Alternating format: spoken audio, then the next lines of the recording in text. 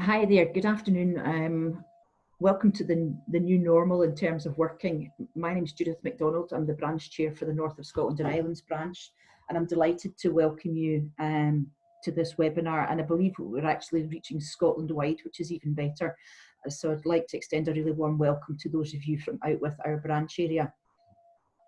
I'm really pleased that you've taken the time to join us for what's our third in our series of webinars or of events on the profession map.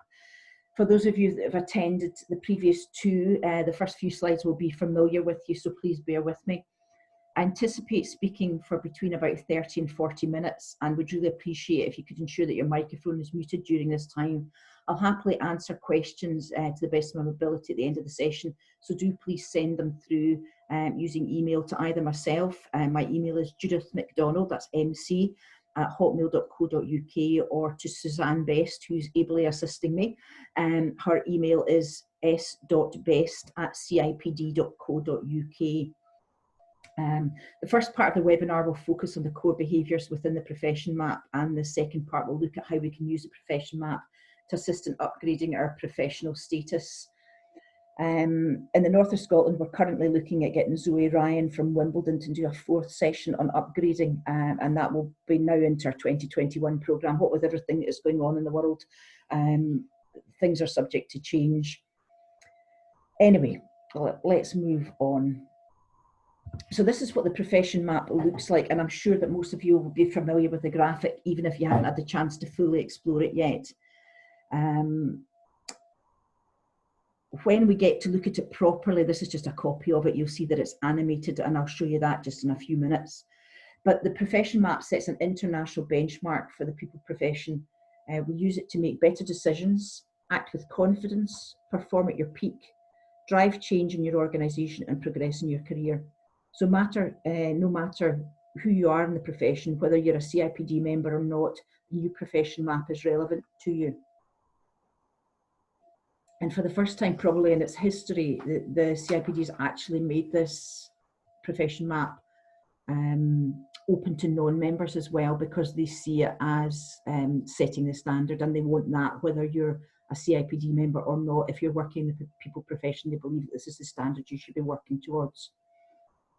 So we're going to look at core behaviour section in just a moment, but let me give you a quick look at how we've arrived at this point. For many of you, it'll be a recap, so I won't spend too long talking over these slides. The timeline, or the new profession map journey as it's titled, here you'll see it started back in November 2018. I was just saying to Suzanne a few minutes ago, it's actually quite scary that this is almost 2 years ago that I first saw this. I think I saw it down at a council meeting at Wimbledon in April 2018. So it does seem like a long time since we've been looking at it, and now we're almost at the end of the session, or end of the timeline rather than the start of it. Looking at the different parts, how it all comes together. We've got professional values, core behaviours, which is what we're going to talk about today, core knowledge, and then your specialist knowledge. And that all comes together to give you your best impact. It's about, above all, I mean, the new profession map has been created to support and inspire you to embrace change. That's why it's designed to evolve in line with the people profession. The core values and the purpose driving the professional standards will remain the same, come what may. But as new roles, specialisms, skills, priorities and opportunities emerge, then the profession map has been designed to adapt to incorporate them. The next thing we come to is the impact levels. And for each of the core behaviours, there are 4 impact levels that are the same. Although I actually noticed earlier on when I was doing my prep, in the behaviours that actually it's called the foundation level now. Originally, the profession map had a foundation level, which has now been renamed to fundamental. So I've put a question into branch development to see whether that's just an oversight that hasn't been remedied, or whether it's going to change the same. Anyway, the impact levels at the moment for membership are fundamental, associate level, which is the first level of professional qualification, then chartered member level or chartered fellow. And again, I'm not going to spend a massive amount of time talking through that, because the vast majority of you will be CIPD members, and you'll be familiar with these terms. The fundamental, like I say, is new. That was brought in so that regardless, often people have HR as a part of their role, but they're not, I guess, 100% an HR professional. And that's been brought in so that they have standards that they can work to. And so that might be like as a portion of their day-to-day job is HR. And so these are the levels that we'd be expecting them to work to. Transitioning between the levels, it's just like with anything that you go between in your job. You know, you don't move up to the next level in your job until you're competent at the level you're at. And it's exactly the same with the profession map. You wouldn't move to the next level of membership until you're competent at where you are, or in the next level of working in that profession map until you're competent at the next level you are. I'm conscious that I'm possibly not making a vast amount of sense. My family would tell you that that's sort of situation normal for me. So what I'm going to do is go on and take you on a virtual tour. Now, what I'm going to do here is go in and look at the profession map actually on the website. So this might mean that I'd have to change how I share my screen, and I might have to share it again, although I'm not 100% sure. I'm hoping that you will still be able to see that and how it looks. Suzanne, maybe you'd be good enough to just let me know whether you maybe send me a message to say whether you can actually see that or not, because I'm not sure. I know I can see it, but I'm not sure what you can see. Yeah, hi Judith, I'm here. No, we can just still see the PowerPoint presentation we have. Right, so if I go onto this new share then, which is this one. Yeah, that's it now. Right, brilliant, okay. So I'm going to stick with this. So I'll probably need prompted when I go back to do my presentation that I need to go back to this one. But anyway, here we go. For this will do us for the next wee while. So you'll see now as I hover my mouse over that this will be familiar. If you've been onto the website, this is what you'll have seen, and it lets you dive in at each of the levels. So we've got the main purpose, principles-led, evidence-based, outcomes-driven, core knowledge, specialist knowledge in the outside of the rainbow, if you like, and core behaviours, which is what we're going to look at. You can actually go in a number of different ways, and I'm going to go in from the side here because I think, having had a bit of chance to work around this seems to be the most stable in terms of allowing me to progress to the next behaviour without it having to re-log into my account, if that makes sense. So what we'll do is we'll look at them just in order that they're up here. There is an overview. I'll just let you see what that looks like there. So it is pretty much just an overview. It's telling you what the different behaviours are. It sets them out here. You can pick them up from these icons as well, although I'm not going to do that because, like I say, that means I have to log in again, I think. So I'm going to use this box here on the right hand side of the screen and dive into each of the behaviours that way. So the first one we come to is ethical practice, and all the behaviours pretty much the set out on the website is the same. So I'll talk through it first for ethical practice, and then you'll just see as we go through that they all follow in a similar manner. So what we've got with this is by building trust, by role modelling ethical behaviour and applying principles and values consistently in decision making. When you're truly ethical, you do it the right way, even when nobody's watching. And that, I think, that somebody told me that years ago, and I think that's the best example I've ever heard of how to describe ethics. You do it even when nobody's watching. It takes years to build a reputation and seconds to lose it, and you're judged by your actions, not your words. In the past few weeks, social media has been bombarded with be kind messages following the death of Caroline Flack. But how quickly that be kind message was forgotten when we saw the scenes of mass panic buying in the supermarkets, clearing out supermarkets of loo roll, etc. In a heartbeat, we'd gone from be kind to sod it, it's all about me. As you go through the standards, you'll see that there's the 4 impact levels as well. If I just scroll down here, you'll see that obviously we're still in ethical practice, and this is where it becomes foundation level as opposed to fundamental level. And like I say, I've queried that with branch development, and I'll clarify that when we send out for asking for feedback on this, what their response is to that. As I said, I'm not going to read through every indicator on each impact level, because we really would be here all day, and I know you'll have other things to be getting on with. But the purpose of this webinar is just to give you an overview, and I strongly suggest that you take some time later on to review the map in greater detail.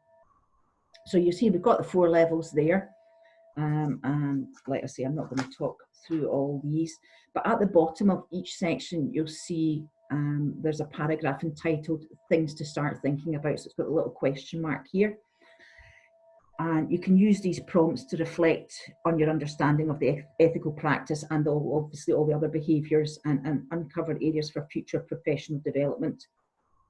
At the bottom of each section, and I'm jumping about here, I apologise, this is just how I wrote it as opposed to the way it's actually written. You'll see again there's a section that says more on this topic. It's links to other resources such as reports, fact sheets, podcasts and guides on CIPD website that might be of interest to you in terms of further learning on the topic, as well as links to other CIPD courses that might be of interest to you. There's also on most of the behaviours, and again apologies, I'm going back up here, there's a quote from someone within the profession. Sometimes, as in this case, it's somebody from within CIPD, or other times it's a respected member of the HR community. And as I say, in this instance, it's from Tina Russell, who is the Professional Conduct Manager at CIPD. And just to quote just a little bit of what she says is, in an era of increased transparency, perceptions are that unethical behaviour is increasing. As well as role modelling ethical behaviour individually, HR is often tasked with being the ethical conscience of an organisation. As a professional, habitual ethical practice is intrinsic in decision making and navigating dilemmas. So you'll also have noticed, again, apologies for jumping about here, that when I went down here, there's an ethical practice course. I'm delighted to tell you that Andy Lancaster and his team down in Wimbledon, or in fact they're dispersed across probably the southeast of England at the moment now, they've been working hard to produce courses for each of the behaviours. So what we've got is a course for each of the core behaviours, which is free to members, and each course is modular. It's between 4 and 9 modules depending upon the course, and it comes with a workbook that can be downloaded and completed to accompany the course. So it gives you access to over 12 hours of free learning included as part of your annual subscription. And often people will say to me, so what do I actually get from a membership? So I mean, I've been using this sort of recently, but I mean, absolutely, it's about 12 hours of free learning. So if you work that into your membership cost, if you look at taking a course, even an online course, you know, LinkedIn Learning, something like that, how much some of these cost, I think you're actually getting great value just from this part of your membership. Anyway, so that's ethical practice. Going back up, like I say, I'm going to do it this way and go in, because I think this will be more stable in terms of you viewing what I'm doing. We're going to go on to professional courage now. And like I say, the layout is exactly the same as it was for ethical practice. And again, you'll see there's a free course available on the topic. If I scroll down, here it's here. The key points under professional courage and influence are, this behaviour is about having the professional and personal courage to speak up when it's the right thing to do, even if you anticipate or experience resistance or opposition. This, teamed with skills in communicating and influencing others, is important in a range of situations, including making a case for change, taking responsibility for mistakes, and challenging the behaviours of others. In order to do this effectively, we need to build relationships with others to understand their views, concerns, and needs, and decide on the most effective way to communicate with them in order to influence and achieve positive outcomes. I'm going to quote directly from the page here, and it's from Perry Timms, who's the founder and chief energy officer of PTHR. at People and Transformational HR Limited. And he says professional courage and influence for HR and OD and learning professionals is more critical in a world where the truth, justice and concept of being right has been distorted and even weaponised. Having the courage to hold lines on ethics, morality and fairness, being on the side of good, virtuous and just outcomes is vital for HR as a profession.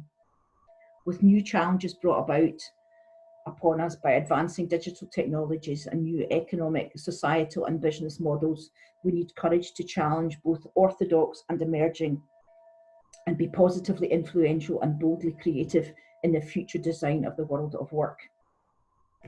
Fairly strong stuff there. And obviously in this world that we're currently living through, we don't know what's happening from day to day. So I guess in terms of being professionally courageous, it's even more relevant. I'm going to move on now and look at valuing people, which is the next behaviour. And it might seem, I apologise if I can get my words out. I apologise. Some of the language I use might not seem, it's not professional, but it's, I say how I just speak how I think. And for me, when I looked at valuing people, I thought that's a total no-brainer for HR professionals, as we're all about valuing what people bring to an organisation. But we also need to ensure that we get this message across to others that we influence and who might not have the same mindset. So as again, to quote directly from the profession map, as people professionals, it's critical that we value people and put them at the centre of our approach, balancing consideration, compassion and fairness and supporting others to do so. We have a key role to play in organisations to build a sense of shared purpose and to give people, a meaningful voice on matters that affect their working lives. In working alongside managers and leaders, people professionals will work to encourage a culture of trust, people development and well-being to enable us all to be their best at work.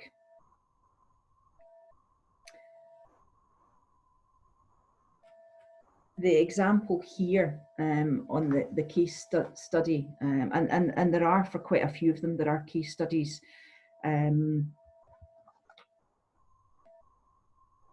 It talks about Northern Ireland's power suppliers, how they turned their employee engagement around.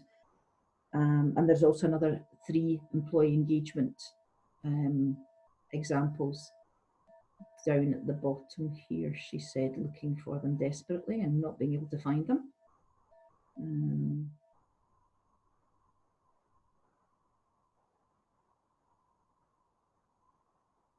I think they're actually at the bottom of this Read NIE's network story. That's where the links are.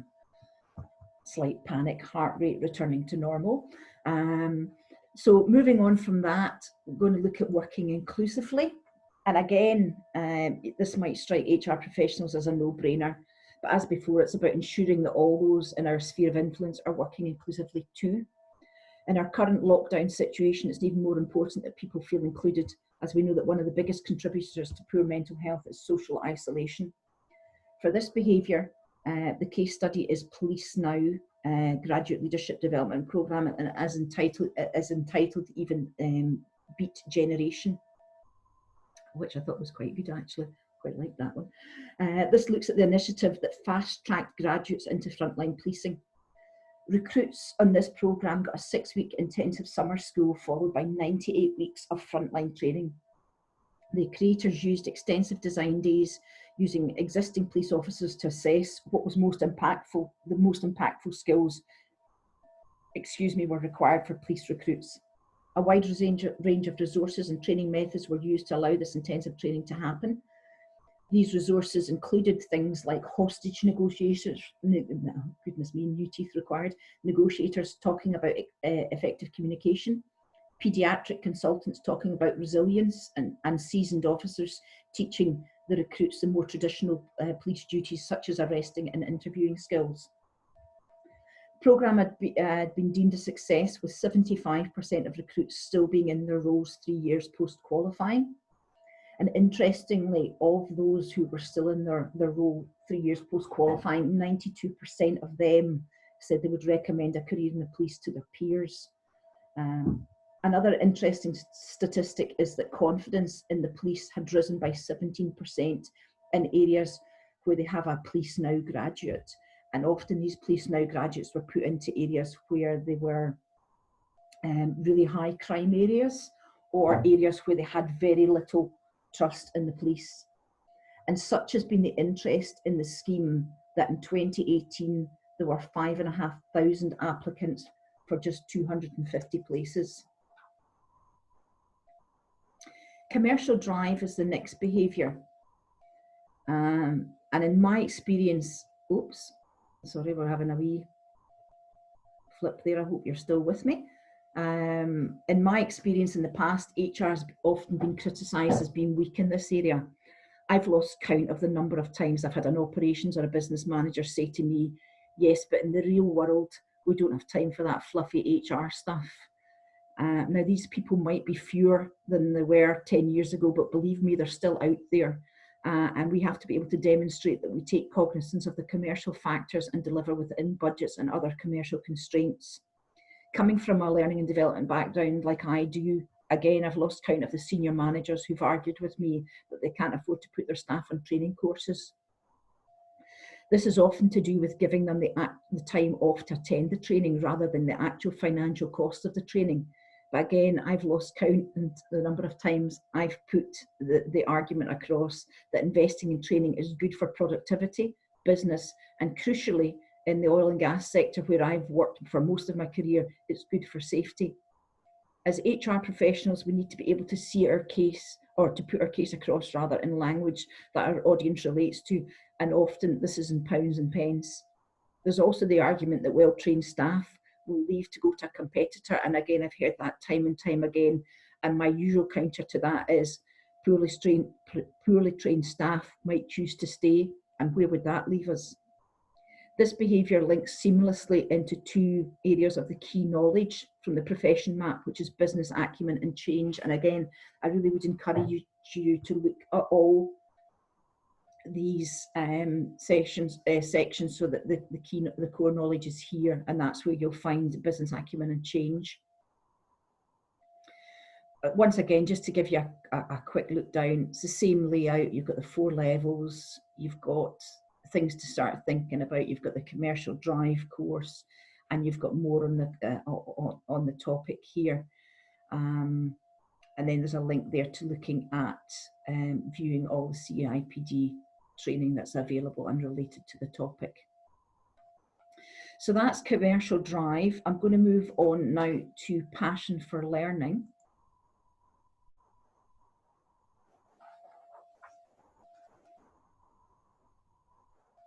Many years ago, I was told that we only stop learning when we're in a box.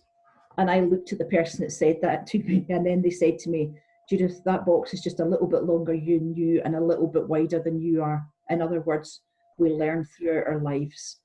Being committed to continual learning and development is a key requirement for any member in any professional body. Unfortunately, again, from my own experience, HR and more particularly L&D professionals are often the last to get to attend training. It's essential that we keep our skills and knowledge up to date. I qualified back in 1996, which gave me licentiate membership of IPM. Boy, does that make me feel old. I then upgraded to Chartered MCIPD in 2005, and I'm now looking to upgrade to Chartered Fellow. Learning can take many forms: formal qualifications, courses, podcasts, webinars, personal reading. It also doesn't have to be directly linked to your day job either. There are a wealth of learning opportunities out there that we could benefit from. Like I say, it doesn't necessarily have to be linked to your day job, it's how you apply that learning. To quote directly from Andy Lancaster, who's Head of Learning and Development Content at CIPD, in our fast-changing world, a passion for learning is non-negotiable. Whilst learning and curiosity is a natural inclination for children, it's something that can wane in adulthood. However, if we neglect our commitment to learning, we choose stagnation. A passion for learning ensures we stay at the forefront of knowledge and practice, enable us to leverage opportunities, drive innovation, and achieve fulfilment and purpose. And if I just scroll down here, you'll see that this is where I've just quoted from here, from Andy. Again, it's all pretty much the same. Liquid personnel is the case study here, actually, and it's quite interesting. It's about a lady called Mel, who was new to learning and development. She had a scientific background, if I remember rightly, and she went to work for an agency called Liquid Personnel that supplied agency social workers.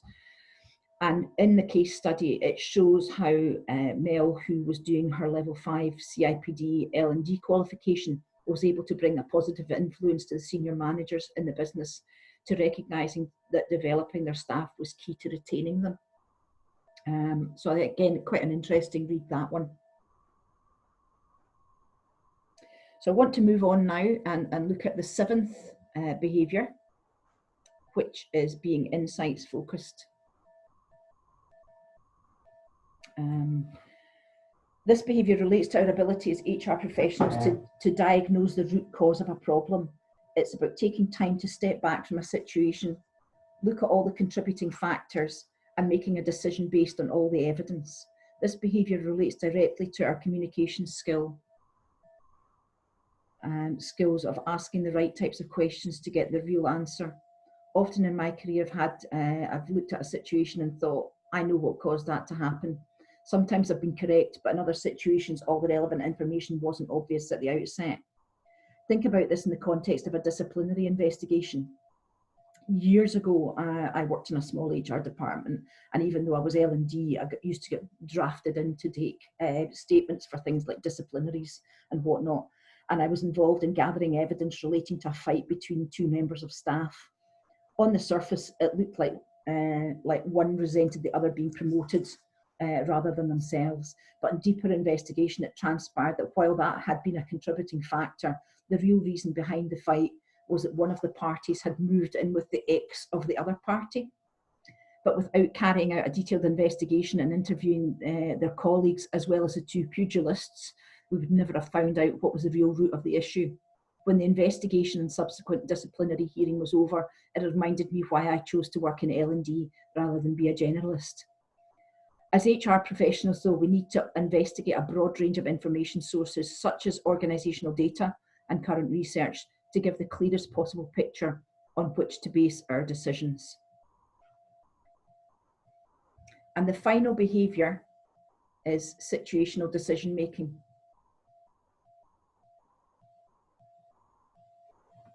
Situational decision making is exactly as it sounds, basing decisions on the situation that you're in. These decisions will take into account your actions when you have been in a similar situation in the past, but crucially, you'll also need to weigh up the pros and cons of taking or not taking specific actions, weighing up the risks against the possible outcomes.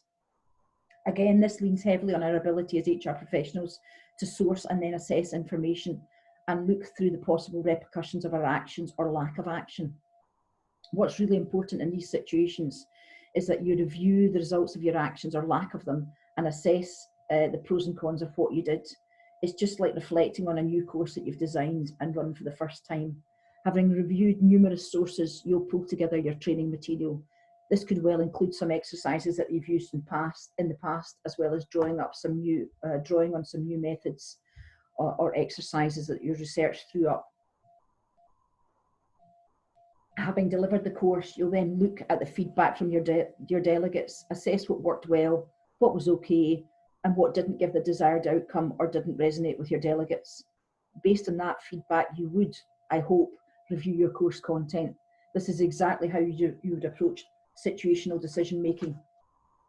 To quote directly from the standard, situational decision making is about making effective and pragmatic decisions or choices and considering the specific situation or context, thereby avoiding a one-size-fits-all approach. It involves identifying different options along with the benefits and risks associated with them and their alignment to professional principles and values.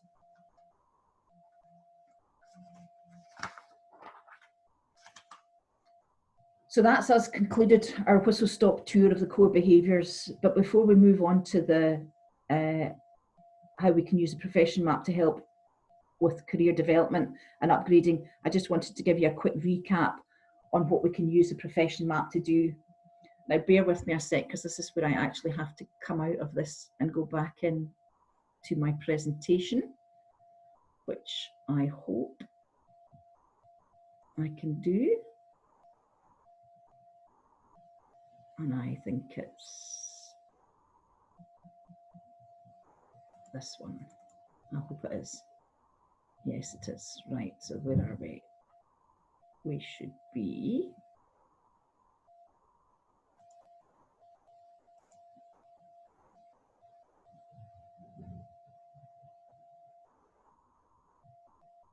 There we go.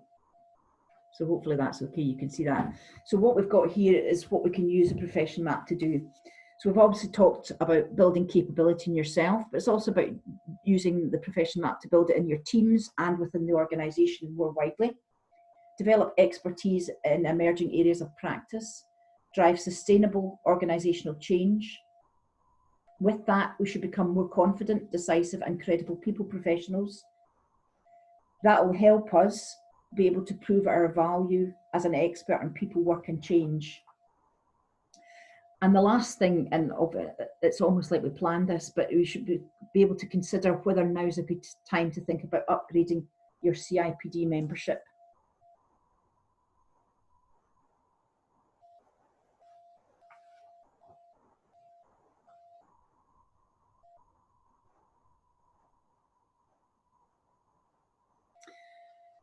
So now you should be seeing a slide entitled Championing Better Work and Working Lives, which is obviously the purpose of the CIPD. Well, it's not maybe obvious, but that is the purpose of the CIPD. And I'm not, again, you should all be familiar with this. I'm sure you'll have seen it a number of times. So I'm not going to talk through all the points, but just wanted to pick up on a couple of them. And the first one is about thought leadership and change, which is up at, I guess, about 10 o'clock on the clock face, if you would look at it like that. The CIPD have a key role to play in developing thought leadership and change within the sector. For example, issues around Brexit. Peter Cheese has worked extensively advising the government about people issues related to Brexit, about the skills agenda, about workforce planning, are all areas that we look to lead and support the profession. And then the other point I want to raise, or area that I want to talk about, is international reach, which I guess is down about 5 on the clock face. We've offices in Wimbledon, Dublin, Singapore and Dubai, and we've got students studying across the world. And in around 40,000 of the 148,000 current members of the CIPD work in global HR roles. So we truly do have an international reach. It's quite staggering when you think of that, actually. I was really quite surprised the first time I heard those statistics. Moving on then, we're going to have a quick recap. We're on to the impact levels again, so I'm not going to spend a massive amount of time on that, just to say that they are there. And like I said before, I will clarify whether we're going, whether the foundation level that I talked about in the behaviours is actually supposed to be fundamental, or whether there is a distinction, and if there is a distinction, what that distinction is. But you should all be familiar with these fundamentals. Starting point, associate is the first level that you would have a professional qualification, then on to chartered member, and then on to chartered fellow.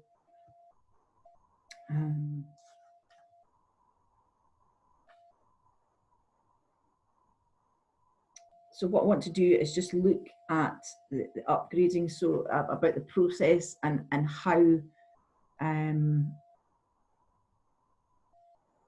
what we can do about the process, who can upgrade, about CV screening, about routes and about costs as well.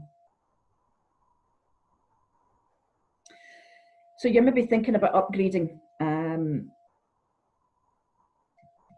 You could be eligible to upgrade if you meet all of the following criteria. If you're a current associate member, if you successfully completed the CIPD Advanced Diploma or its past equivalent, and if you're not sure about that, the number on the screen there, and there's the numbers repeated at the end of the at the session as well. Takes you to the customer services team. They'll be able to check from your personal details, your name, your date of birth, that type of your number, what qualifications you actually have, and if you've got a minimum of 1 year's experience at the level that you'd like to join. So say, for example, you're a current associate member and you want to upgrade to chartered member, if you would need to have 1 year's relevant experience working at chartered level member to be able to do that. So upgrading then to chartered member.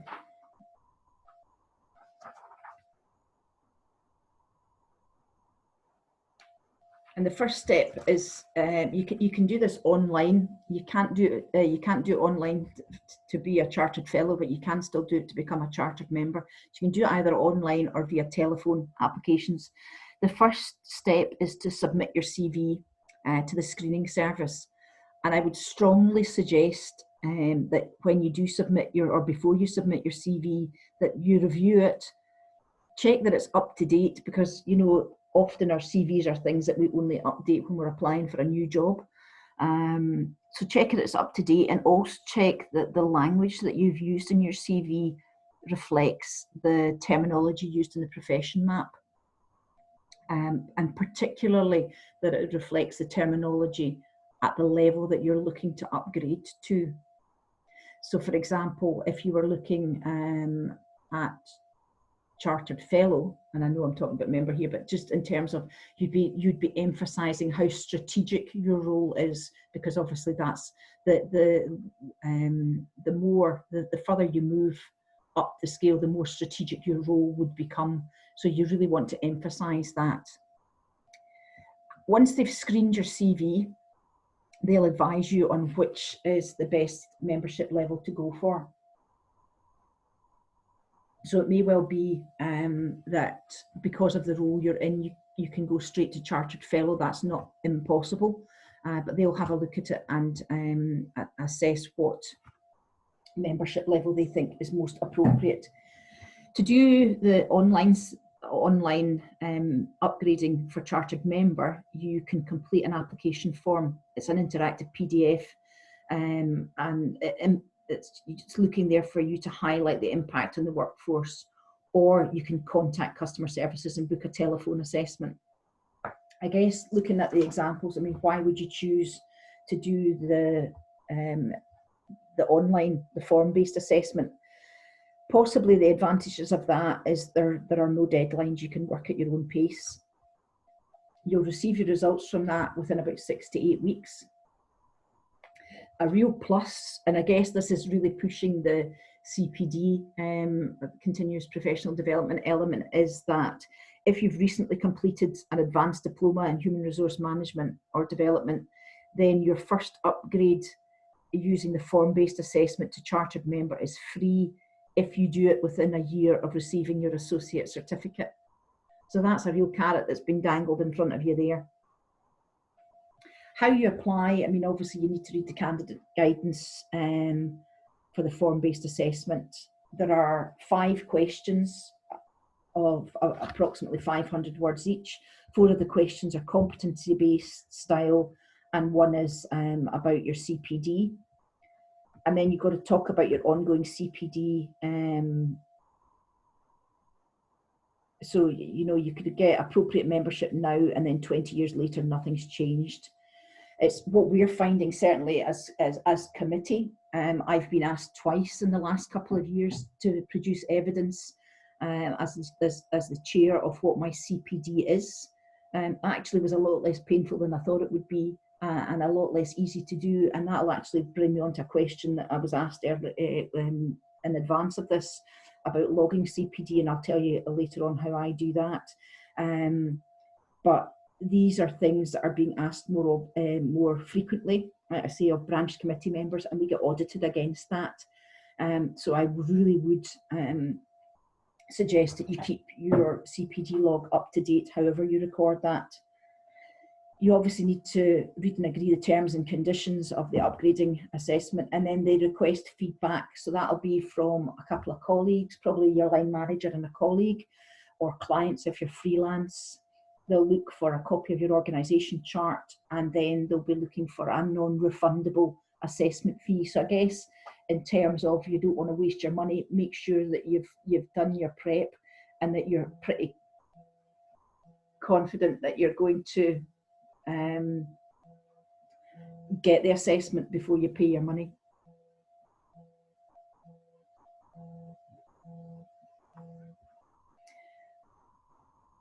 Upgrading to chartered member then, or chartered fellow. So these are telephone applications only. Again, the first step is compulsory, is to send in your CV. Make sure it's fully reflective, as I said before. Make sure that you use the right language aligned to the profession map. Again, the CIPD will advise you of the best membership level, and then you contact customer services to book a telephone assessment.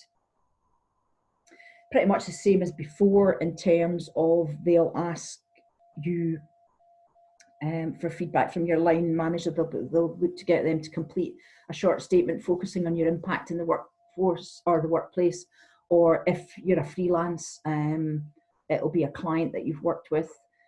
They're looking for an organisation chart, which is optional, but probably particularly useful for fellow, if you're applying to be a fellow, because you'll then have dotted lines, I guess, to other people within the organisation, not just in the HR function, and that could be really useful in determining your sphere of influence, or reinforcing the sphere of influence that you have in the organisation. And then after you've done that, you prepare and take a 60-minute telephone assessment with one of the CIPD assessors. Again, a couple of non-refundable fees here: £120 current rate for a chartered member upgrade, and £250 for the chartered fellow. So make sure that you're ready before you actually apply, or so you do, because you don't want to be wasting your money.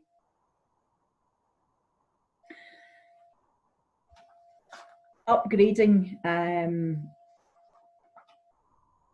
providing evidence. My teachers always said to me, Judith, read the question. In my geography higher, I answered every single question on the page, and I couldn't understand why people who I regarded as less able geographers than me were finished and I was still writing.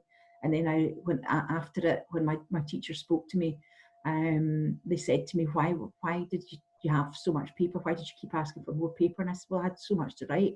And then I realised that I had answered every single question on the paper, rather than selecting one from section B and two from section A, or whatever it was. I'd answered all 10 questions. I still passed, I'm pleased to say. I got quite a good mark actually, but I could have probably put a lot more effort into it had I actually read the question. Use specific examples. They look for the situation, the task, the action and the result. So again, the more specific your answers can be, the easier it will be for them to assess the evidence that you're giving. Really emphasize that it's your contribution, so it's what I did rather than what we did. I know it certainly is a national characteristic that we tend not to blow our own trumpets, but in this case you really are emphasizing what you did. You're looking to provide people and business metrics, and it's not just about people, it's about the contribution you've made to the business and your understanding of that. And your CPD is incredibly important. I mean, it's a requirement of membership, as I've said already, and it is audited on a sample basis. But the better quality your CPD is, and the better you've logged that, the easier you'll find giving evidence. Quite conscious of the time, but we're nearly there. I've just got a couple of more slides to go. Other routes into membership are the experienced assessment. This has been developed for specialists and generalists in the people profession who don't have the required CIPD qualification for upgrading, or those who don't want to do a qualification. And it uses a rigorous assessment process to benchmark achievements against our standards. It's available to individuals and organisations. So that maybe looking at to see whether they're an associate member or level, I beg your pardon, associate member already. If they don't have the advanced level diploma, they can use experienced assessment to achieve chartered member or chartered fellow status. or if you're not in professional membership, you can apply for associate chartered member or chartered fellow, even if you don't have a recognised CIPD qualification to upgrade.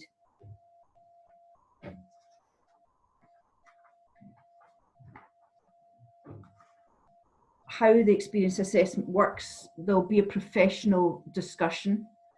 That'll be approximately 3 to 4 weeks after you've completed the online assessment. And that's a 3.5 hour in-depth interview with an HR assessor. And it will be really in-depth if it's 3.5 hours, reflecting on achievements and future developments, and explore your evidence in more detail. And that can either be done face-to-face, if that's convenient and there's an assessor in your area, or via Skype or Zoom or something like that. About a month after that assessment, you'll receive your results, as well as tailored feedback and development report highlighting strengths and areas for potential future development, along with a chartered or associate membership if successful. There's an assessment fee, a joining fee, and a membership fee, which varies depending on the level, but ranges between about £2,300 and £2,700. What you will get if you go along the experience assessment route, though, is the minute you pay your fee, and again, I believe that's up front, you'll get access to all the CIPD resources, so you can use that and then do your assessment, to allow you to really bolster up your application. But it's a significant chunk of money. I don't actually know anybody that's gone down that route, but it's there if you want to do it. They also have what they call academic membership, and that's often, well, it's not often, but it's open to practicing academics and researchers in the field of HR and L&D, and they might not have a CIPD qualification, but they're lecturing in that field. So by getting academic membership, it signals expertise in the development and progression of the thinking and knowledge of the HR profession, and that gives some comfort to their students, I guess, that they're being taught by people who, although they haven't come through the CIPD process necessarily, because they might have come from business or something else like that, that they are actually, the level of the teaching that they're giving is approved by CIPD. And again, there's 3 levels of membership available there: academic, associate CIPD, academic member, and chartered member, and academic chartered fellow. So here's my last slide that I think is possibly, I've got a slide that's got some numbers, some contact details and whatnot on it.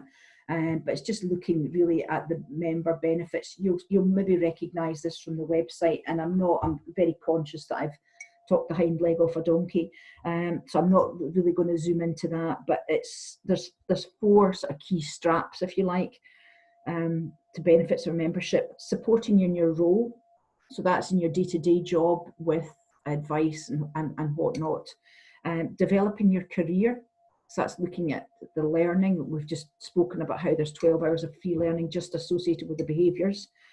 About growing your network, so that's how you can use the branch in terms of networking and developing, and also saving your money.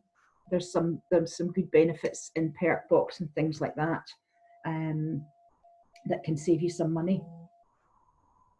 So I'm now going on to the question and answer session, and I said to Suzanne earlier, I feel like I'm running the space shuttle here because I'm talking to you via my laptop. I've got my iPad and my phone open, and I'm just looking to see if we've got any more questions come in. I had a couple of people submitted questions before the session, so while I'm just checking to see if there's anything more recent come in, I'll give you the answers. So the first one was from Sarah Coots, who asked about the best format for recording learning. And I'd say, I don't want it to sound like it's a bit of a cop-out, but I would say whatever works for you, which might not seem massively helpful, but let me explain a bit more about what I mean. I'm probably what would be regarded as total old school, and I keep mine on a spreadsheet. The spreadsheet has a few headings. It's got event, the date, the speaker, the key learning points, and this can all be completed just after the event. And then the last 2 columns that I've got are how I've applied this learning and what date and dates I've done this. And sometimes I found it's been a few years rather than weeks or months before I actually apply the learning. But I found that this works for me, and it does demonstrate that you're continually learning. And I have to say, I found it really useful when it came to demonstrating my CPD. You know, the last couple of times I've had to do that I've had it to hand, and I've been able to look into that. So if you're interested, I'll send you a copy of my template, and that you can use that. You know, that'll be free of charge. Hey, we don't often get anything free of charge these days. The other questions that have come in have all come from Deepikia Garg, who, thank you for them. She's asking that she's got previous experience and degree in HR from India. When she applies for her our chartered membership, will this experience be considered, or only UK experience? I would say to you that all your experience is relevant, Deepikia, but what they're really focusing most on is your experience in the last 3 years, which will all have been in the UK, I know from speaking to you previously. You then asked about what was the value of progressing from associate level to chartered membership level. And what I would say on that is it shows career development and progression. Everyone who takes a formal CIPD qualification gets to use the associate label. Chartered status demonstrates that you have experience to back up that theoretical knowledge. You then went on to ask about what type of questions will you be asked on the telephone assessment. Was a competency-based or CV-based? And I would say it's a mix of both, predominantly competency, but you'll also get one about your CPD, as I mentioned earlier. You then asked about, do other certification like employment law or L&D from CIPD have impact on progressing through CIPD levels? And I would say yes, absolutely, as they're showing that you're continually developing, so it's your continual professional development. And the last question that you asked was, does your line manager have to sign off an application, or does it go straight to interview? And as I mentioned when I talked about that section, that they'll be asked for feedback on you, so they'll be asked about the impact that you make. So yes, they will be asked about that. I know you're not self-employed, but if people are self-employed and are wondering how that'll be, they'll look at taking feedback from a client if you don't actually have a line manager. So that's everything. I've finally got to the end of my 16 pages of notes and the last slide. I don't know, I've checked my email and I've had no more questions come in. Sorry, Suzanne here, sorry. Yeah. Can you see the chat? If you click on the little chat icon, there's a couple of little things on there. If not, I'll read it out. Is that the Q&A? No, the other one, go along, just straight along from the Q&A, there's a chat. There's some comments on there. I've got one that says annotate, but that's not that. Hang on. Oh, chat. Yeah, right. Okay. Right, let me have a quick read.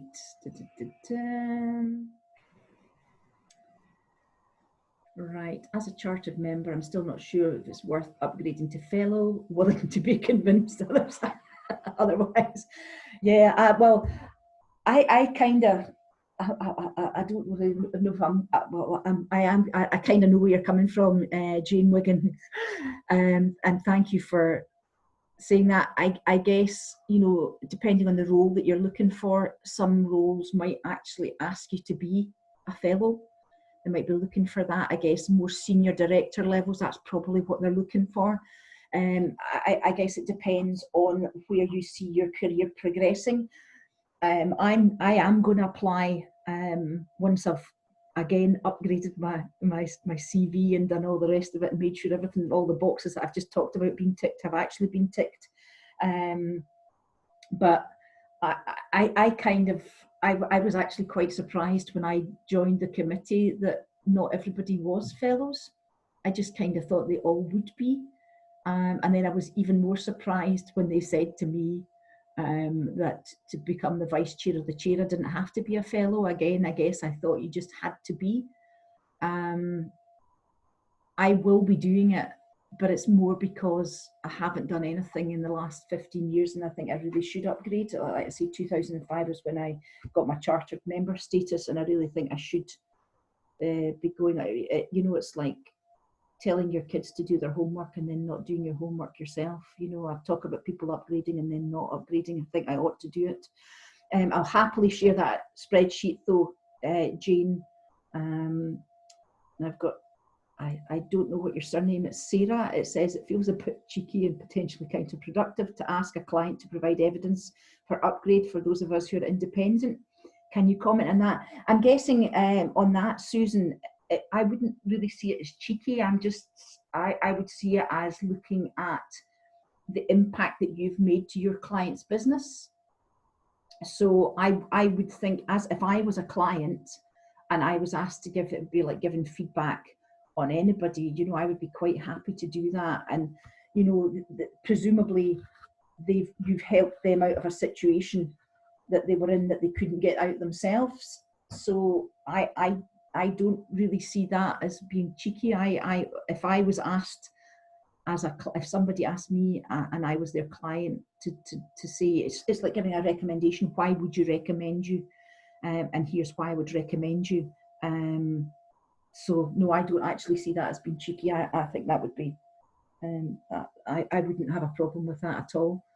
And Ruth's asking me to share my template. I have a horrible feeling you're all going to be terribly disappointed when you see this, because it literally is a spreadsheet, but anyway, you're welcome to it. I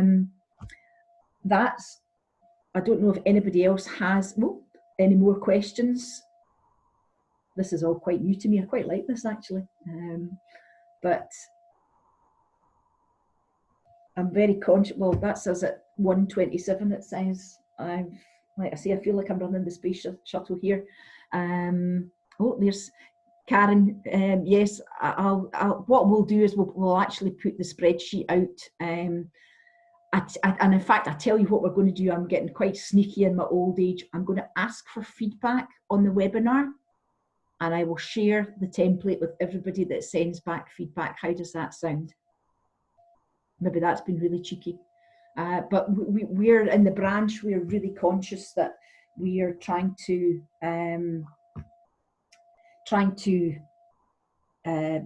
encourage people to do things differently and to get some, oh, Sarah, I'm glad you think that's a good idea. I just thought of that in my feet. How's L&D people, you know, hey, what's it like?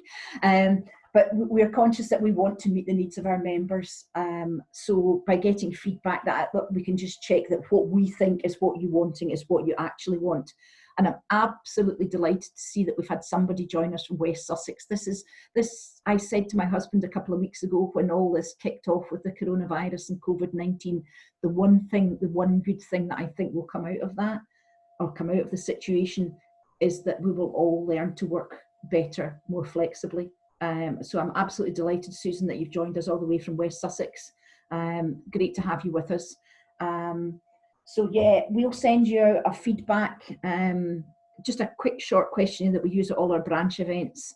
And I really would appreciate if you would return that, and everybody that returns it will get a copy of my spreadsheet for recording your CPD. So that I take that we're up to the full hour. I can't see any more questions coming in. Suzanne, have you had any more email to you, or have you had any email to you? No, I've had nothing. That was it. Just a few thank yous there on the chat. Yeah. So, no, that's excellent. Thank you so much, Judith. That was wonderful. Okay. Thank you. No worries. And I'm just going to stop sharing my screen now and go and get some lunch because my tummy's rumbling. Okay. Okie doke. Good to speak to you all, folks. Stay safe. Thank you. Bye now. Bye-bye.